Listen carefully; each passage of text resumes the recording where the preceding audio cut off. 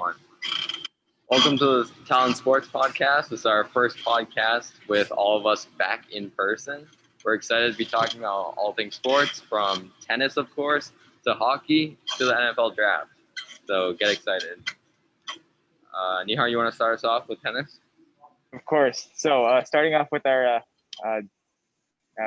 tennis section for today, we had two different tournaments that happened over the past week. We had the Barcelona Open and the Serbia Open, where both Rafa Nadal and Djokovic played at courts named after them. So Rafa Nadal was playing in Barcelona and ended up winning the tournament after having a strong week.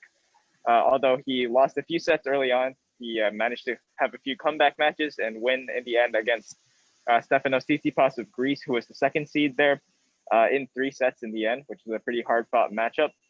And of course, last time Tsitsipas played Nadal was in the Australian Open, where Nadal won the first 2 sets and then Tsitsipas won the last 3 to beat Nadal. So this time Nadal was the one who won on clay in Barcelona. And then looking at Serbia, which is also a clay tournament, so Djokovic was playing there, although it's not his strongest surface. He was playing quite well in the beginning, but then on Saturday in the semifinal against Aslan Karatsev, which was the longest match of the year outside of a Grand Slam, so it was about 3.5 hours long, Karatsev ended up beating Djokovic, which is quite a big victory because just 2 years ago, Karatsev was ranked about in like the 500s, and now he's come up all the way to about rank number 27 in the world and beat the world number 1 for the first time. Sadly, he went on to the final and lost to Matteo Berrettini, the Italian ranked number 10 in the world, who picked up his, I believe, his 6th ATP singles tour title. So that's all that happened in tennis this past week. But now Daniel might have a few words to add about his tennis adventures. I played some Wii Sports tennis the other day and picked up a nice dub versus my sister. I won 3-0. It was a very easy match. Very easy match. I felt I had control through all the sets. I think I had the pressure on her. Good to hear. It was just a great game. I really proved why I'm one of the greatest in the world. Excellent. I'm sure you can take on the world's best in Wii Sports tennis. Yes, All right. I think I can. That's all for the tennis section for today. Rohan? So, Jeffrey, what's new in hockey? Well, the major trade at the trade deadline, at least for the Bruins, was the Taylor Hall trade that sent Taylor Hall to Boston. And as of last night, Taylor Hall scored his 4th goal in a 3-1 victory for the Bruins over the Penguins. So it's looking like Taylor Hall, that trade, that's a big win for the Bruins as they look to get their Stanley Cup playoff hopes back up. So it should be an exciting postseason for the Bruins. So Rohan. Seems like a great time for Boston sports. The Bruins seem to be back, and of course, the Red Sox are one of the best teams in MLB right now. So now let's go to the NFL draft, which is tomorrow, starting tomorrow, the first round. Of course, everybody should know who the projected top 3 picks are going to be, with, of course, Trevor Lawrence, Zach Wilson, and Mac Jones. With multiple mock drafts having 5 to 6 quarterbacks to be picked in the top 10, do you guys think that this will actually happen with this many potential franchise quarterbacks going so early in the draft? I think it's definitely pretty likely, seeing as all of them, or most of them, seem like quite talented, and this draft class has just so much depth at quarterback, including Trevor Lawrence, of course. But yeah, I think it's definitely completely likely because Jets need a quarterback too. San Francisco needs a quarterback. I think we've sort of seen the quarterback carousel go around during the offseason, that I think now it's time for all these teams to start drafting their quarterbacks. Yeah, I think the bottom few teams in the league are really quarterback needy right now. And you see a lot of talent at quarterback in this draft and not a lot coming up in the future drafts. So this is the year to make a move. I'm guessing that you're not going to see any quarterback slip out of the top 8 and definitely not out of the top 10. So seeing on the Peter Schrager mock draft that San Fran picks up Mac Jones at 3, what's the fate for Jimmy Garoppolo? You know, he has a Super Bowl win, of course, as a backup. Was it 2? Maybe 2. He of course went to the Super Bowl as their starting quarterback a couple years ago against the Chiefs. Is he going to be a franchise key piece in another city, or will they Yes. just trade him to become a backup? I think he is. I think I personally disagree with this entire Jimmy Garoppolo situation. I'm not going to consider him a special quarterback by any means, but at the same time, I think he can keep teams in games. If you look at his schedule with the Niners, or not schedule, his record with the Niners, he has a very solid record. It's well above 500. I don't think it's time to move on, but I think that's the direction they're going into. So we'll have to see where he lands. People are saying the Patriots. I don't think he will end up with the Patriots, in my opinion. I think what the Patriots' plan to be is either draft Fields or Trey Lance and let him learn under Cam Newton for 1 year and then become the starting quarterback. That's what I think where the Patriots will go. So I don't know where Garoppolo will ultimately end up. Maybe Washington. That could be a solid fit for him. I'm not sure where he's going to really end up. I feel like Garoppolo might be one of those quarterbacks the teams just experiment with that are in need of quarterback because he seems to be too injured too often. I don't know if he's a viable real starter in the league unless the team is really necessary or needs to pull off something that if none of their quarterbacks are really working. I feel like he's capable, but I sort of feel like he's maybe in the same boat as sort of Marcus Mariota type. They're both viable, capable starters, I think. But they're just better players out there right now. Yeah, I agree with Mihar. It's when you look at a franchise guy, if you get injured too much, it's just so difficult for a franchise to trust you. And a lot went into a certain franchise we might not name trading away their franchise quarterback because of injuries and concerns. Carson Wentz. So I think like Garoppolo's he's a great starter. He's a great teammate and a great guy to just have lead your franchise, but he can't do it if he's not on the field, So I don't think Garoppolo gets enough credit because he doesn't put up, the Aaron Rodgers, Patrick Mahomes type stat lines, and he doesn't have a lot of flair, but he gets the job done, and he contributes to winning, and we've seen that historically over the last 3 years. I think he's been with the Niners. They've been significantly better team when he's on the field. They're below 500 when he's off the field, and I think they win over 70% of their games when he's on it. So clearly he's doing something right. He puts them in situations to win, even if he's not even though he's not the reason per se that contributes to the win in the end. He's keeping them in games and making them a competitive team. The thing with Garoppolo is he's one of the better play action quarterbacks in the league, and he very much benefits from the run first mentality of that San Fran offense. He's of course going to be out the door if they draft a quarterback at 3, but I see him trying to go to a place where he will get another run first mentality offense where he can set a good play action pass standard out of it. Going out of that, of course, we're going to go to the Patriots, which Garoppolo used to play for, won maybe a couple Super Bowls, forget. But right now the Patriots are sitting at 15, and they have honestly 3 viable options this draft. Either stay at 15, trade up to more early teens or around 10-ish, or trade into the top 10. And if they do that, they're probably going to give up Gilmore. So if they trade into the top 10, do you think that they're going to use it on one of the premier cornerback prospects in the draft? Or are they just going to sit down in the mid-teens, early teens, and just see what they get?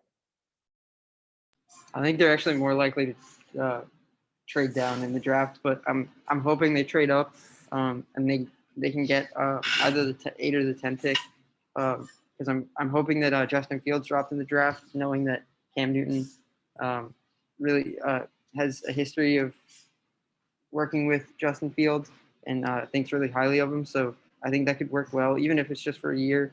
Sort of integrating him into the Patriots offense would be really nice. but I think it's more likely that Bill Belichick trades down in the draft and builds capital for the future. I actually don't think Belichick will trade down. I don't think he will at all. If you watch how the offseason, I think he'll either trade up or stay put. If you watch how the offseason's been going, this is the first time in ever Belichick has really just gone on a total spending spree. And I don't think he's going to stop.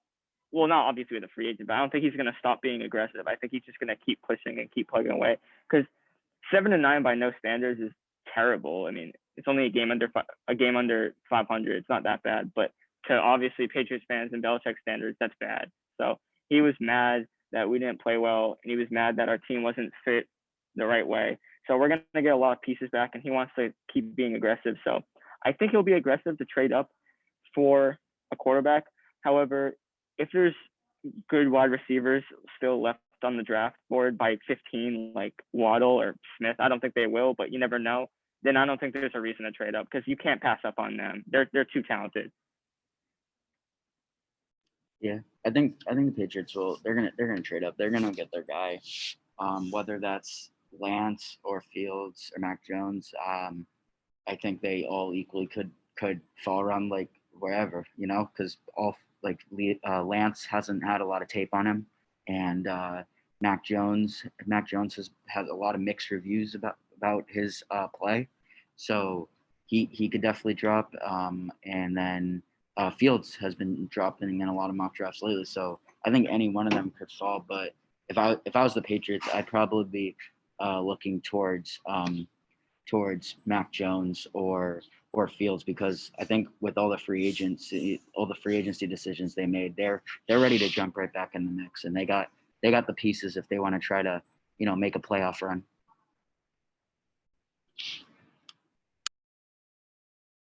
So of course on the 20th, Peter Schrager posted his second mock draft of the year, and of course from prior history, his mock drafts have been very consistent with what actually happens in the drafts. So I'm just going to quickly go over the top 10 and just give me your opinion of like anything you would change, or if somebody would, in your opinion, would fall more. So at number 1, of course, Trevor Lawrence to Jacksonville. This is honestly a lock as it is. Number 2, the Jets get Zach Wilson. At 3, as I said earlier, Mac Jones goes to San Fran. At 4, Kyle Pitts goes to Atlanta. Gives Matt Ryan another weapon. At 5, the Bengals pick up Penny Sewell for Joe Burrow to have a blindside tackle, sorry. The Dolphins pick up Jamar Chase. The Cardinals, from a trade with the Lions, get Jalen Waddle. The Panthers pick up Justin Field. The Broncos at 9 pick up Trey Lance, and at number 10, the Cowboys pick up Patrick Surtain. Would any of you change any of this, or think somebody's going to fall or get drafted higher? I think the 7-8 picks are definitely a little out there. I mean, they're not. I could see it happening. Anything can happen. But I mean, the Cardinals just gave DeAndre Hopkins the bag, stole him away from the Texans. I don't know if they need him. I think they like where they are. They drafted Andy Isabella last year or 2 years ago, and they got and they have they have D Hop, and then they have his name's escaping my mind. Christian Kirk. Yeah. And so I think hey, if they trade for Waddle, that would be a huge benefit for their team. That would make them probably one of the most dangerous wide receiver. You're talking about a potential Tyreek Hill guy in Waddle and DeAndre Hopkins on the same team, on the same offense. So don't forget about AJ Green. Yeah, great. But no, so I think the Lions are going to stay put. I think they're going to take Waddle. I don't think they're going to give up that potential and trade him to the Cardinals. And then number 8, I don't think the Panthers need a quarterback. You just traded for Sam Darnold, and you have that night. Unless they trade Teddy Bridgewater, whether it's during the draft or after or before, then they may draft a quarterback. But right now, I think they're gonna either trade back or they're gonna take a position player, because they have so many more holes than quarterback. Yeah, I think picks 6, 7, and 8 are all going to look to deal. I think Atlanta's and the Bengals are going to stay put just because they have such a lack of talent, and Kyle Pitts and Penei Sewell are just will be instrumental to their success in the future. And so I think the Dolphins have no need for a quarterback, and they can get one of the wide receivers they're looking at, either Jamar Chase or Jalen Waddle later in the draft. Probably picks 10 to 15. There's a chance they can get either one. And I could say the same thing for the Lions and the Panthers as well. They don't really need a quarterback, so I see them possibly drafting a quarterback in the draft, which frankly doesn't make a lot of sense, or no lineman, which they can also get if they drop down anywhere from like 10 to 12. Yeah, I think that Falcons pick is actually really interesting because like a couple days ago, there were Julio Jones trade rumors going around, and it looks like the Falcons are open to trading Julio Jones.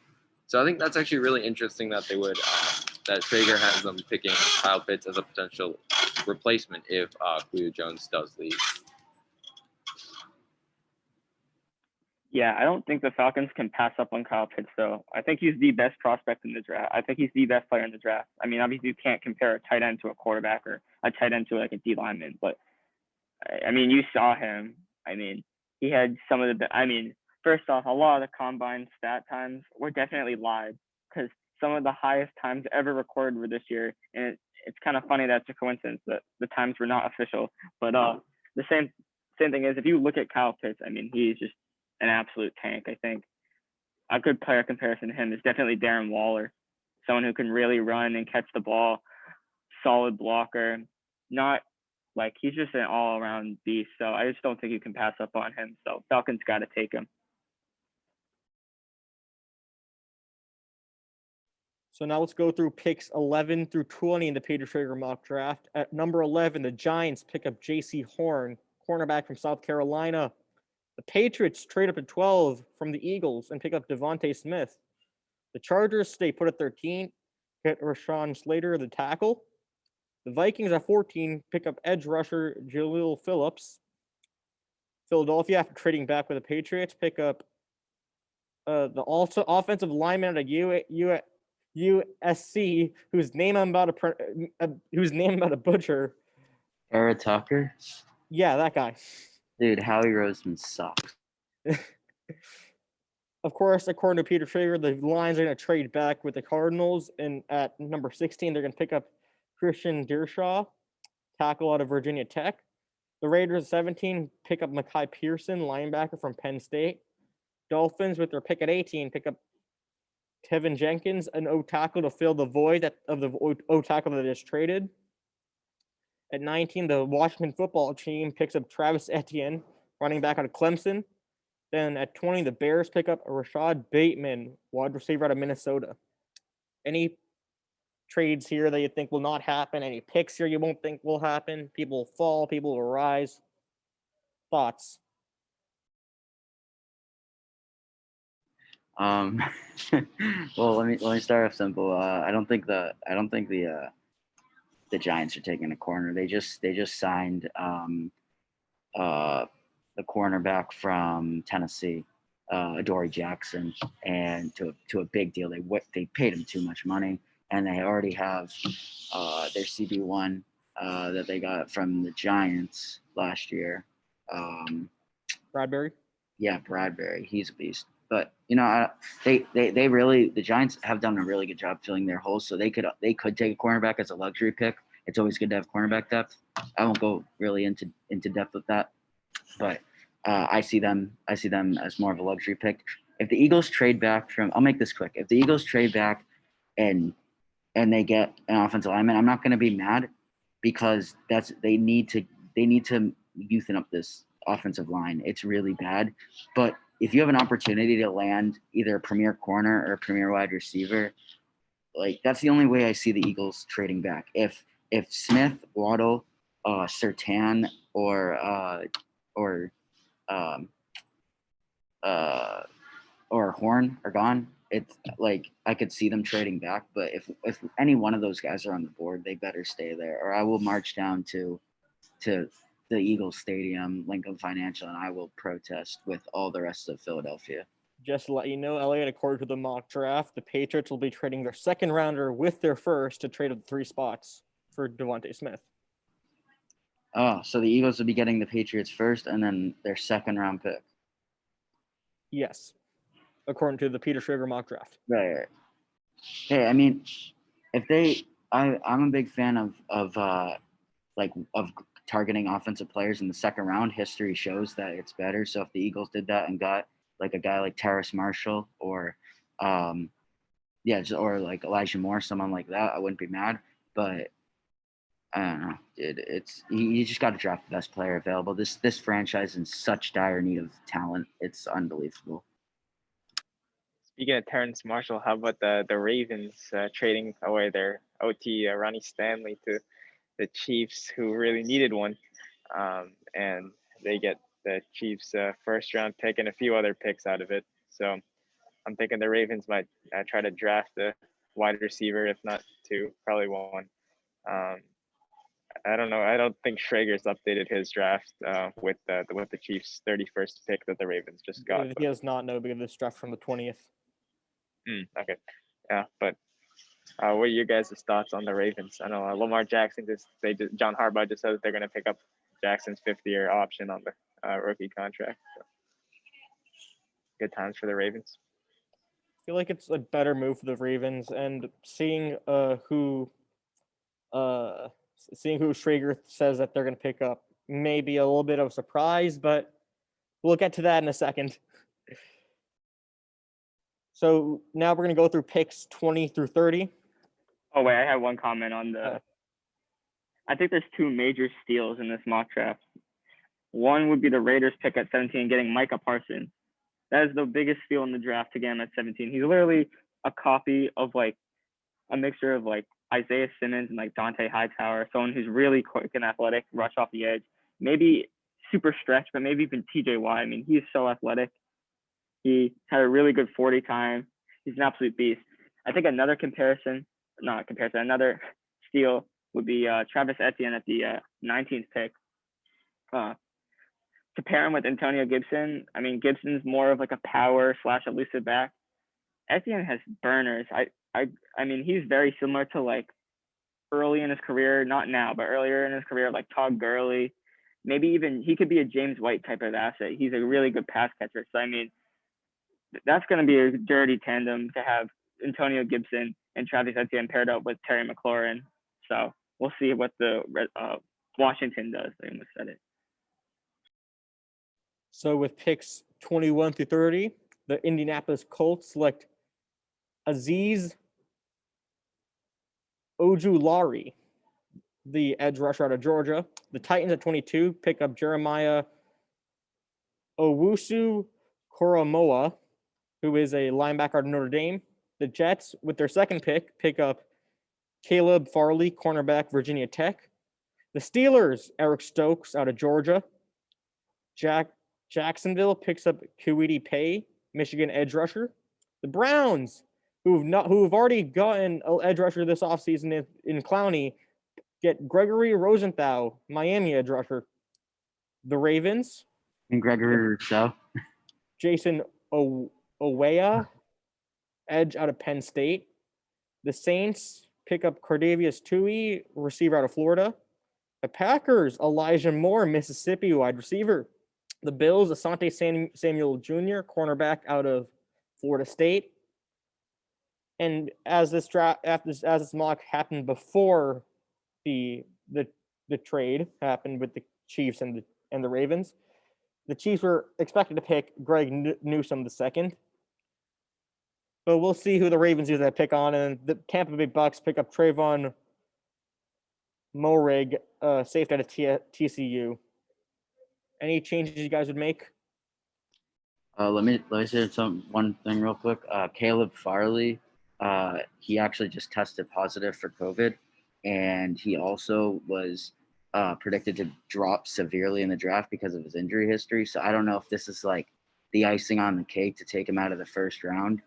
but man, like this dude has potential to be the best corner in the draft, and he's probably gonna fall out of the first round. I don't see a team taking a risk on him, like especially in a year that we've experienced, where you need talent right now for most teams. So that's a name to watch, Caleb Farley, for the cornerback out of Virginia Tech. Yeah, I agree. That was like the one dude in those picks that really stood out to me. I know he's got injuries, but he is really fast. He's not undersized. He's got good height. He's good hands, good everything. The only issues with him is that his injuries. And I think his like freshman and sophomore seasons were decent, nothing special. But I mean, this dude's going to be an all-around beast. The Jets really need him. They need talent at all these positions. The Jets are lacking, honestly, everywhere. So we'll have to see.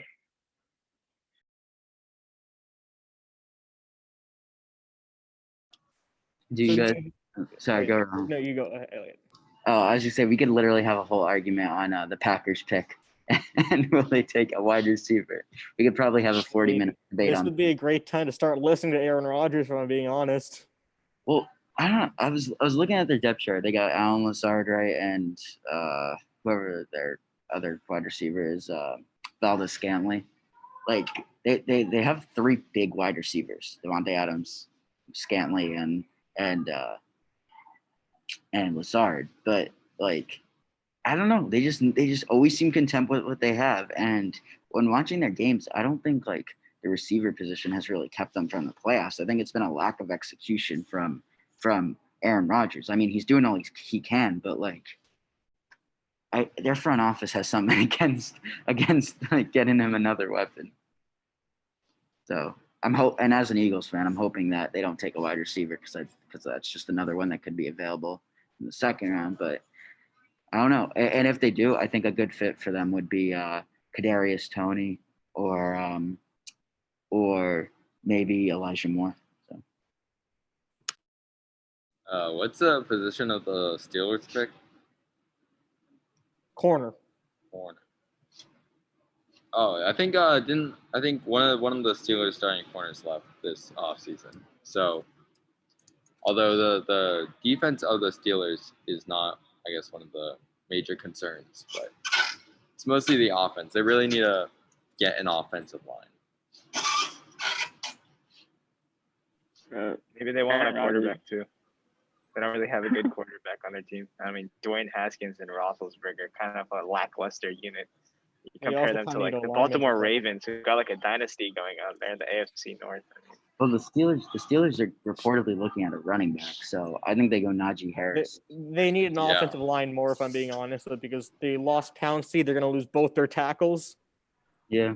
Isn't Villanueva leaving too? They need to give him protection.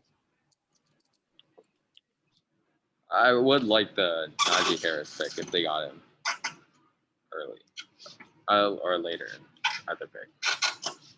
They also should go grab a quarterback late in the rounds. I think it's important because Haskins is just bad, and Roethlisberger's getting old, and he's not the same Big Ben who could like easily break through sacks like back in the day. But I think they need to go out and maybe get that Kellen Mond dude from Texas A&M, maybe in like the 4th or 5th round, or that dude. There's another guy from James Madison, I think, in like the later rounds. They should try to at least maybe go for a quarterback because Roethlisberger is close to being done. Even though I'm surprised if they manage to put together a drive where they don't throw a check down every play. I mean, Steelers are just like awful. It's crazy. Well, most of that was the horrid play calling of Randy Fitz, who's gone now. So we gotta hope that Big Ben and the new coordinator, Matt Canada, I think, can put together something better this year. You think Juju will come up with a new dance? Most definitely. That man's just going to be getting TikTok clips all the time. Just one last thing before we end it today. Nihar, opinion on the Ravens' 27th overall selection of Jason Away out of Penn State, edge rusher? Yeah, I think it's pretty good. He's definitely a fit for the system, but I think Ravens should try to. Maybe there won't be any like really top tier wide receivers.